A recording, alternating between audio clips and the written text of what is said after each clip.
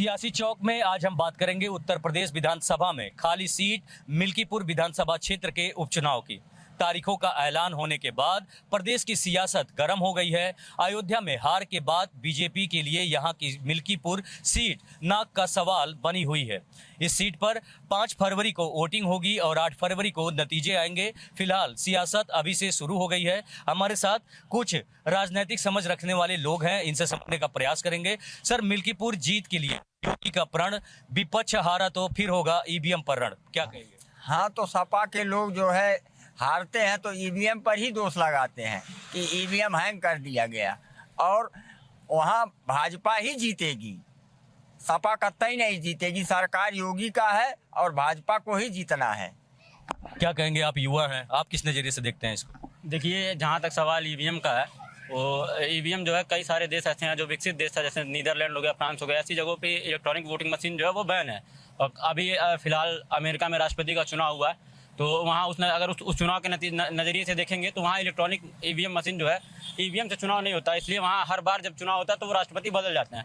तो देखिए, लोकतंत्र का पर्व है और लोकतंत्र में जो है ईवीएम का ठीक होना या सही होना, इलेक्ट्रॉनिक मशीन है, गड़बड़ी हो भी सकती है, विपक्ष का कहना भी सही है। कहीं ना कहीं लोकतंत्र का ये पर्व है, तो ईमानदारी और जो है निष्पक्ष होना चाहिए चुनाव। नतीजे किसी के भी पक्ष में आए, लोकतंत्र का पर्व है, लोकतंत्र का त्यौहार है, लोकतंत्र का चुनाव है, लोकतंत्र बचाने का है, तो निष्पक्ष होना चाहिए। क्या कहेंगे भैया, इनकी बात से किस हद तक सहमत है? देखिए, उन्होंने जहाँ तक कहा कि ये लोकतंत्र का पर्व है, सही है, मतदान करना हारना जीतना लगा रहता है, लेकिन मैं कहना चाहता हूँ कि ईवीएम जब से चालू हुआ, देश और प्रदेश में जितने भी मतदान हुए, हम देखें कि विपक्ष हमेशा ईवीएम पर यह आरोप लगाया कि ईवीएम हैंग कर गया। ठीक है, विपक्ष का आरोप लगाना भी कहीं न कहीं से सही हो सकता था, लेकिन तमाम एजेंसियां जांच की, यहाँ तक कि सुप्रीम कोर्ट ने कहा कि नहीं, इस तरह का कहीं से हैंग करने की व्यवस्था नहीं है, हाई कोर्ट ने कहा नहीं है। मैं तो ये कहना चाहता हूँ कि विपक्ष एक आरोप लगाने का चालीसा रट लिया है कि यदि सपा जीत जाती है तो ईवीएम ठीक है, आप दिल्ली में चुनाव जीत जाते हैं तो ईवीएम ठीक है, लेकिन जब आप उत्तर प्रदेश में भाजपा की सरकार बना लेंगे तो ईवीएम गड़बड़ है, मध्य प्रदेश में भाजपा की सरकार बना लेंगे तो ईवीएम गड़बड़ है, महाराष्ट्र में सरकार बना लेंगे तो ईवीएम गड़बड़ है।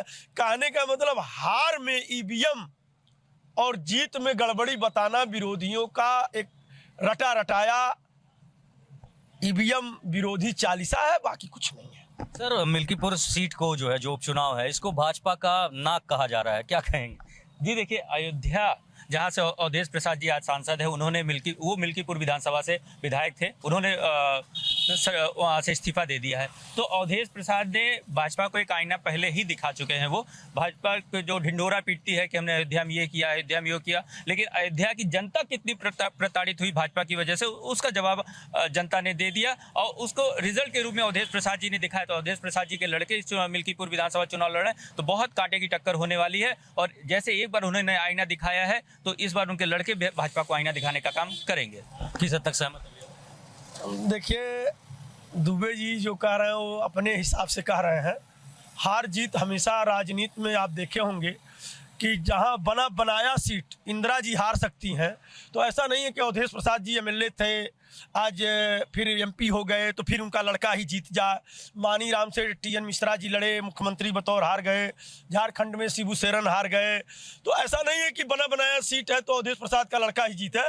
चूँकि भारतीय जनता पार्टी हारने के बाद मिल्कीपुर सीट पर बहुत ज़्यादा संगठनात्मक मेहनत किया है और ये सीट हर हाल में, जिस तरह भी चंद दिन पहले उपचुनाव हुआ उसमें भारतीय जनता पार्टी ने सर्वाधिक सीटें जीत ली, तो मिल्कीपुर सीट तो मान के चलिए कि भारतीय जनता पार्टी हर हाल में जीतेगी, संगठन के बल पर जीतेगी, अयोध्या के विकास कार्यों को आधार बना के जीतेगी। और जो हारने में चूक हुआ था, उस चूक से परहेज करके भारतीय जनता पार्टी अपने प्रत्याशी को जिता ले जाएगी। अभी भैया तो बता रहे हैं कि जो वहाँ के जनता के साथ भाजपा ने शोषण किया है, जिस तरीके से लोगों का घर गिरवाया है, उसी का नतीजा है कि वो उनके साथ ऐसा हुआ, और आप विकास की बात कर रहे हैं। सही है, जनता का आक्रोश और जनता का प्रेम लगा रहता है। ये 24 घंटा में कब पारा की तरह बदल जा।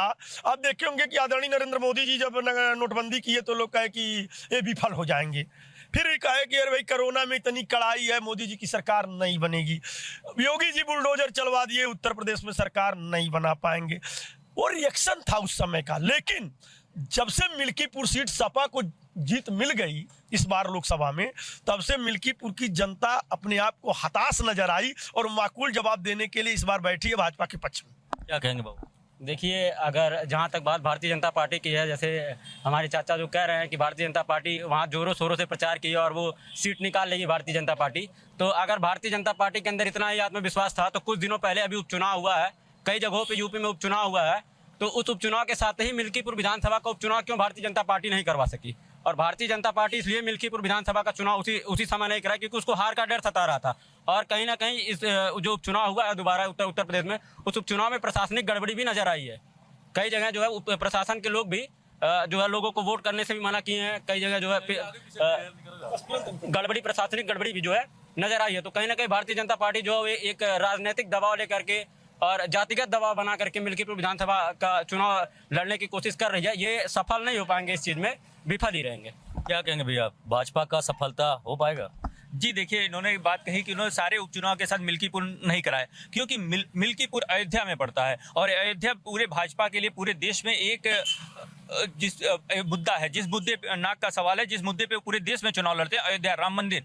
तो पहली बात तो अयोध्या हार चुके हैं, अयोध्या के अंदर वो विधानसभा आती है। तो ये अभी देखिए, ये अलग कर दिए इन्होंने, गलत तरीका वहाँ अपनाया कि वहाँ चुनाव नहीं होने दिया। अब चुनाव हो रहा है सुप्रीम कोर्ट के फैसले के बाद। अब ये देखिएगा पूरे प्रदेश के जितने मंत्री हैं, जितने विधायक हैं, इनका दबाव, उनका दौरा वहाँ लगेगा, पूरा प्रशासन, डीएम, एसपी सब लगेंगे कि किसी तरह से भाजपा वहाँ जीते। लेकिन जनता सबसे ऊपर होती है। इन प्रताड़ें जो भाजपा कर रही है किसी तरह से चुनाव जीतने का, वो सफल नहीं होगी। जनता उनको एक बार जवाब दे चुकी है और जनता फिर जवाब देगी। क्या कहेंगे भैया? देखिए, समाजवादी पार्टी उत्तर प्रदेश में अपनी सीट बचाने के लिए बहुत प्रयास करेगी, लेकिन अंततः भारतीय जनता पार्टी ये सीट छीन लेगी समाजवादी पार्टी से।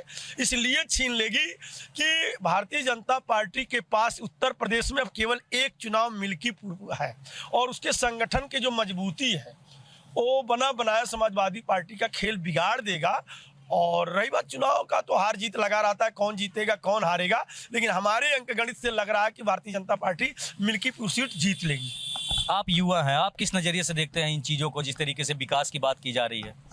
देखिए, हम एक युवा होने के नाते यही कहना चाहेंगे कि जिस तरह चुनाव के उलटफेर में जो है उपचुनाव कराना और एक साथ एक चुनाव ना कराना कहीं ना कहीं इस देश के विकास में भी बाधा उत्पन्न कर रहा है। जब सारे उपचुनाव यूपी के हो रहे थे तो मिल्कीपुर विधानसभा का भी उपचुनाव जो था वो उसी समय करा लेना चाहिए था। अब फिर से जो है प्रशासन के लोगों की ड्यूटी वहाँ लगाई जाएगी, कुछ शिक्षक भी जाएंगे वहाँ जिससे पढ़ाई बाधित होगी और कुछ बैंक के कर्मचारी जाएंगे वहाँ, बैंक का काम बाधित होगा। तो कहीं ना कहीं ये प्रदेश के विकास में तो बाधा उत्पन्न हो रहा है। 2 दिन 4 दिन आम जनता ही तो परेशान होगी इससे।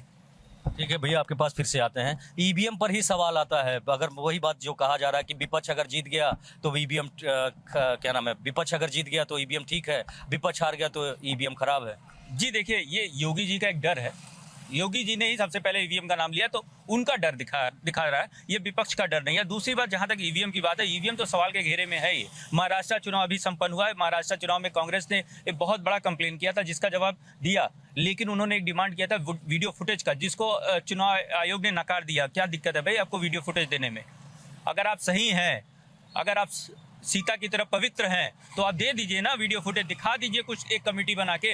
लेकिन उनको भी पता है कि हम बेईमानी कर रहे हैं, कैसे हम वीडियो फुटेज दिखा दें, क्योंकि वीडियो फुटेज दिखा देंगे तो दूध का दूध पानी का पानी हो जाएगा। तो ईवीएम का डर नहीं है, ईवीएम के निष्पक्षता पे सवाल है और इसका जवाब चुनाव आयोग को देना पड़ेगा। इसको आने वाले दिनों पे इस पे फैसला लेना पड़ेगा।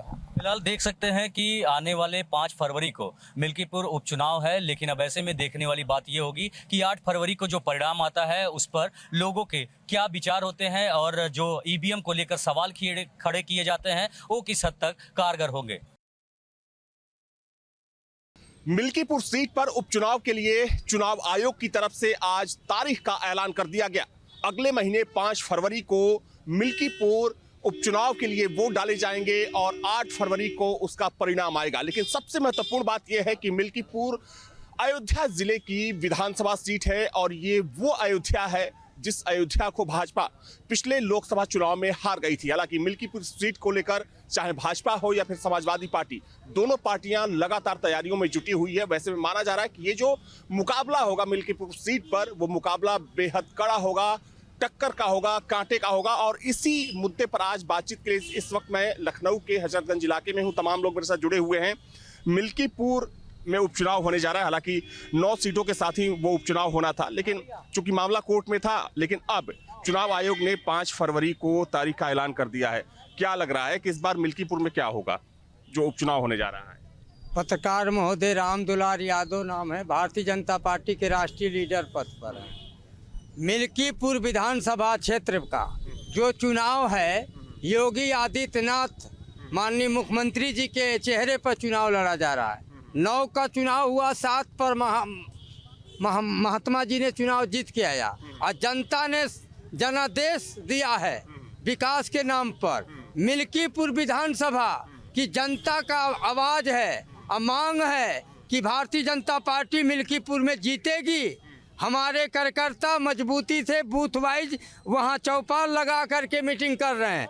ये दावा चैलेंज है, यदि समाजवादी पार्टी के प्रत्याशी की जमानत जब्त करा दी जाएगी और वहाँ के ग्वालबन जितने अहीर यादव समाज है, वो योगी आदित्यनाथ को अपना नेता मान करके भारतीय जनता पार्टी को वोट करेगा। समाजवादी पार्टी के प्रत्याशी की जमानत जब्त हो जाएगी। अगर हम मिल्कीपुर सीट के इतिहास को देखें तो 5 बार वहां पर चुनाव हुआ है और 5 में से सिर्फ 1 बार ही भाजपा जीत पाई है। उसको सपा का गढ़ माना जाता है, क्योंकि जो वहां का एक जातीय समीकरण है, कहीं ना कहीं वो समाजवादी पार्टी को फेवर करता है। बीते विधानसभा चुनाव की बात करें तो अवधेश प्रसाद जो अब अयोध्या के सांसद हैं, वो वहां से चुनाव जीते थे। तो आपको ऐसा क्यों लग रहा है कि बीजेपी वहां चुनाव जीतेगी? वहाँ की मांग है, वहाँ के लोग कह रहे हैं कि अयोध्या की नगरी ये भारतीय जनता पार्टी की सीट है। ये तो अफवाह बताने में और झूठ बोलने में विपक्ष वहाँ सक्सेस रहा, मगर इस बार का जो चुनाव होगा, रंगे हाथे जो लोग मौके से गए हैं, जो अफवाहें बता रहे हैं, गलत संदेश दे रहे हैं, हम चैलेंज देकर कहते हैं कि वहाँ के ग्वालबन शहीद भारतीय जनता पार्टी को वोट करेंगे, समाजवादी पार्टी को वोट नहीं करेंगे। और पूरे सबका साथ सबका विकास, सर्व समाज के लोग, वहाँ के मुस्लिम समाज के लोग भारतीय जनता पार्टी के प्रत्याशी के पक्ष में वोट करेंगे। ठीक है, आपको क्या लग रहा है कि मिल्कीपुर उपचुनाव में इस बार किसका पलड़ा भारी है वहां? देखिए, भारतीय जनता पार्टी अयोध्या में इतना घोर घोटाला किया है। पुरुषोत्तम श्री राम की नगरी में जो घोटाला हुआ, उससे वहाँ की जनता आहत है और समाजवादी पार्टी को समर्थन कर रही है। और आपने भी कहा कि 4-5 चुनाव हुए, उसमें 4 बार जो है समाजवादी पार्टी के विधायक जीते हैं। जहां तक हमारे भाई यादवों की बात कर रहे हैं, यादव मुस्लिम दलित सारे का समीकरण जो है वहां समाजवादी पार्टी के फेवर में है, समाजवादी पार्टी जीत रही है। वहां के सांसद श्री अवधेश प्रसाद जी भी बोले हैं कि जितनी बार माननीय मुख्यमंत्री जी आएंगे, जितनी बार हेलीकॉप्टर उतारेंगे, उतने 1000 से चुनाव हम आगे जीतेंगे मिल्कीपुर विधानसभा से। ये लोग अगर ईमानदारी से निष्पक्ष चुनाव कराएंगे, वहां दरोगा पिस्टल लेके नहीं दौड़ागा वोटरों का, वहां सरकारी कर्मचारी अगर वोटरों को धमकाएंगे नहीं, तो वहां समाजवादी पार्टी अवश्य चुनाव जीतेगी। और अगर भारतीय जनता पार्टी के साथ साथ वहां के अधिकारी और कर्मचारी चुनाव लड़ेंगे, तब तो जो चाहेंगे वो कर लेंगे। अगर निष्पक्ष चुनाव हुआ तो वहां समाजवादी पार्टी चुनाव जीतेगी। नहीं तो चुनाव तो देखिए, चुनाव कराना चुनाव आयोग का काम है। और जो अगर हम बीते उपचुनाव की बात करें तो 9 में से 7 सीटों पर भाजपा जीती थी। उसको देखते हुए क्या लग रहा है आपको कि किसका पलड़ा भारी है इस बार मिल्कीपुर? नहीं, उस समय चक्कर क्या है, हम बताएं आपको कारण। ये सब राम के नाम पे घोटाला कर लिए हैं और श्री रामचंद्र जी ने इनको अयोध्या से भगा चुके हैं। अब ये बार बार जा करके क्षमा मांग रहे हैं कि हमसे गलती हो गई है, लेकिन श्री रामचंद्र जी वो चीज़ मानने को तैयार नहीं है। अभी पूरा मिल्कीपुर, बीकापुर, हर जगह वहाँ अयोध्या 84 कोसी परिक्रमा मार्ग निकल रहा है। किसानों का जबरदस्ती जमीन लिया जा रहा है, 94 का सर्किल रेट दे रहे हैं, जबकि वहाँ पे 30 लाख और 25 लाख रुपया बिगहा जमीन चल रही है। ये जो है सरकार द्वारा जो है 8 लाख और 9 लाख रुपया बिगहा देने की बात कर रहे हैं। वो भी लिखित में नहीं, पता नहीं देंगे कि श्री रामचंद्र जी का जैसे राम जन्मभूमि में चोरी किए, वैसे वो भी जनता के साथ ये लोग चोरी का काम करेंगे। क्योंकि जो नोटिस दिए हैं उस पर कोई दर्शाए नहीं है कि हम कै पैसा आपको देंगे। और जब लोग पूछते हैं जा करके डीएम साहब के यहाँ, तो कहते हैं भाई आप लोग बैनामा कर दीजिए, जो मिलेगा सरकार से देखा जाएगा। तो ये बहुत घिनौनी काम है जो है अयोध्या के साथ में, अयोध्या के जनता के साथ में। भारतीय जनता पार्टी का अभी 3 बार सर्वे हुआ मिल्कीपुर चुनाव को लेकर के, जिसमें इन्होंने 0 पाए हुए हैं नंबर। और इनको बार बार कहा जा रहा है चुनाव आयोग को कि इसको टालते रहो, चुनाव आगे बढ़ाते रहो, चुनाव आगे बढ़ाते रहो। चुनाव अभी तारीख तो घोषित हो गई, अभी फिर टलेगा। 2 बार तो घोषित हो चुकी थी, अभी ये फिर टालेंगे क्योंकि जनता वहां एक वोटें नहीं दे रही है। और चुनाव आयोग भी डर चुका है कि अगर हम बेईमानी करा देंगे तो हम जेल की हवा खाएंगे। क्योंकि अभी जो है वहाँ का जो चल रहा है केंद्र सरकार का, ये अपने यहाँ कुंभ मेला चल रहा है, तो 14 तारीख को खिचड़ी मनाया जाता है। खिचड़ी के बाद कांग्रेस की सरकार बनने जा रही है केंद्र सरकार में। नीतीश बाबू और चंद्रबाबू नायडू वो बार बार कह रहे हैं राहुल जी से कि आप सरकार बनाइए, मैं आपके साथ में हूँ। तो ये सब जेल जाएंगे। हम लोग बात कर रहे हैं मिल्कीपुर उपचुनाव की। अगर हम बीते ट्रैक रिकॉर्ड की बात करें या बीते उपचुनाव की बात करें तो 9 सीटों पर उपचुनाव हुआ था, जिसमें 7 सीट भाजपा जीती थी। उसको देखते हुए आपको क्या लग रहा है, क्या माहौल है अभी मिल्कीपुर में, क्या हो सकता है? अभी हम अयोध्या गए थे, वहाँ के लोग हमें मिले और उन्होंने जो अपना दुख और दर्द बयां किया, वो कह रहे कि हम राम जी की सौगंध दिखाते हैं, इनको वोट नहीं देंगे बीजेपी वालों। ऐसा क्यों? इन लोगों के अत्याचार नहीं देख रहे आप क्या हो रहा है? मतलब क्या अत्याचार, बताइए भाई। तुम शिक्षक भर्ती को देख लो, मैं 2019 से परीक्षा दिए हुए हैं जनवरी में, और आज 7 साल हो गई, कोई न्याय नहीं मिला है। आरक्षण का घोटाला कर दिया। मैं 7 साल से सड़कों पे 650 दिन में धरना दिया लखनऊ में। अयोध्या के लोगों ने कौन से अत्याचार की कहानी सुनाई है? अयोध्या के लोगों ने बताया कि वहाँ की जो जमीन है उनको हड़प लिया, वहाँ के लोगों के साथ अत्याचार हो रहा है, वहाँ के लोगों की कोई सुनवाई नहीं हो रही। वहाँ की क्या हम ही ना हो रहे? हम बुलंदशहर के रहने वाले, हमारी सुनवाई हो रही? बताओ। तो ये तो इनका जो चाल चरित्र वो सब दिख रहा है, किसी के नहीं। अब ये लोग आए हुए हैं, देखो बांदा से आए हुए हैं, कौशाम्बी से, इनका कोई सुनवाई नहीं हो रहा। सारे अधिकारी भ्रष्टाचार में लिप्त हैं। सरकारी अधिकारी एक भी ऐसा आदमी नहीं है। मेरे पास फाइल है और ये लगा लो, इस फाइल में इतना बड़ा मतलब ग्राम प्रधान इतना बड़ा माफिया हो गया कि मैंने कोई मंत्री नहीं छोड़ा। धर्मपाल जी का पत्र है, ये 2 धर्मपाल जी के पत्र हैं। और देखिए गौशाला बनवाने के लिए एक मैं आपको बता रहा हूँ, जयवीर सिंह जी का है, दूसरा जयवीर सिंह जी का है कि कोई नहीं सुनना। क्या नाम है आपका? मेरा नाम सत्यपाल सिंह है। केशव प्रसाद मौर्य का 1 लेटर, दूसरा लेटर सब कुछ कृषि मंत्री जी सूर्य प्रताप शाही का सारा कुछ लिखा हुआ है। आज तक कोई सुनवाई हो रही है? बताओ। झूठी सुनो, बताइए। ये तो बोले कि इतना अत्याचार। अब बस हो गया, बस अब ये बिल्कुल आप पे अफवाह न बताइए। ये सारे सुनिए ये पत्रकार महोदय, सारे हमारे मंत्री या विधायकों ने इनके काम वास्ते लेटर तक लिखा है, ये दिखा रहे हैं और कह रहे हैं ये रहने वाले हैं बुलंदशहर के। अब मिल्कीपुर अयोध्या की बात कर रहे हैं। ये विपक्षी आदमी कितना गद्दारपना कर रहा है कि हमारे उप मुख्यमंत्री और हमारे विधायक मंत्रियों का लेटर लेके घूम रहा है इसका काम कराने के लिए। हम तो ये कहेंगे कि विपक्षी गण, यदि आपके पास हम अपने माननीय मंत्रियों से कह देते हैं कि ये लेटर लिखवाने जाएं तो बिल्कुल कतई न लिखे, ये लिए कि काम भी करते हैं और ये बदनाम करते हैं। ये बोल रहे हैं कि एक तो आपका काम हो रहा है और काम में आपको बताता हूं। जी बताइए। मैं पीड़ित हूँ, ये पीड़ित हूँ मैं अपनी पीड़ा को व्यक्त। अरे सुनो, मैं अपनी सुनो अरे नेताजी सुनो तो सही, अब सुन लो। आपने कह लिया ना, आपने कह लिया, मेरी बात आप बोलिए। मैं ये कहना चाह रहा था, अरे भैया ये हमने देखिए, हम प्रूफ दिखा रहे हैं, हम बार बार आते हैं, कोई सुनवाई नहीं हो रही है। ये कह रहे हैं कि झूठे वादे हैं, ये झूठे वादे हैं। बात आ गई, आपकी समस्या आ गई, आपकी बात आ गई। कुछ और भी लोग हैं। आप कहाँ के रहने वाले हैं? आप नहीं रे, आप कहाँ के रहने वाले हैं? यहीं उत्तर प्रदेश के ही है। कहाँ, लखनऊ के? नहीं, लखनऊ नहीं, पीलीभीत। अच्छा, पीलीभीत के रहने वाले हैं। मिल्कीपुर सीट को जानते होंगे, अयोध्या की सीट है। वो चुनाव वहां पर घोषित हो गया है, 5 फरवरी को चुनाव होना है और महत्वपूर्ण ये है 8 को रिजल्ट आएगा। अयोध्या की वो सीट है, चूंकि अयोध्या बीजेपी हार गई थी लोकसभा में। इस बार आपको क्या लग रहा है, क्या होगा? इस बार तो इतने वोटों जीतेगी, वहाँ इतिहास कायम हो जाएगा। कभी इतने वोटों से कोई जीता ही नहीं होगा जो भाजपा का प्रत्याशी जीतेगा वहाँ पर। अच्छा। हाँ, ऐसा क्यों लग रहा है आपको? लग नहीं रहा, सच हकीकत है ये। हाँ, वहाँ कोई नहीं जीतेगा भाजपा के प्रत्याशी के अलावा, और सबसे ज्यादा वोटों से जीत होगी अब की।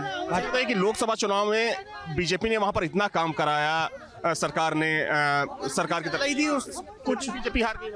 कुछ रहा होगा कारण जो वहाँ पर हार गई, नहीं बैठा कुछ भी हो, मगर इस बार जो जीत होने जा रही है बहुत बड़े अंतर से जीत होने जा रही है भाजपा की वहाँ पर। तो देखिए, मिल्कीपुर सीट पर उपचुनाव घोषित हो चुका है। 5 फरवरी को चुनाव होना है, 8 को रिजल्ट आएगा। लेकिन सबसे बड़ा सवाल ये है कि क्या वहां पर पीडीए का फॉर्मूला काम करेगा या फिर बीजेपी का हिंदुत्व वहां पर रंग दिखाएगा।